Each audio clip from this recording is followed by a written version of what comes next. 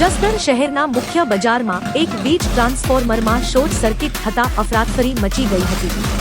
આ ઘટનામાં ટ્રાન્સફોર્મરમાંથી તીવ્ર અવાજ સાથે ભડાકા થયા હતા, જેના કારણે સ્થાનિક વેપારીઓ અને લોકોમાં ભયનો માહોલ ફેલાયો હતો।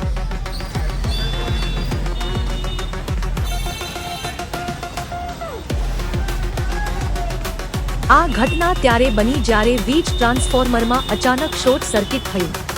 આ ઘટનાનો વિડીયો પણ સોશિયલ મીડિયા પર વાયરલ થયો છે, જેમાં ટ્રાન્સફોર્મરમાંથી આગની જ્વાળાઓ અને ધુમાડો નીકળતા જોઈ શકાય છે।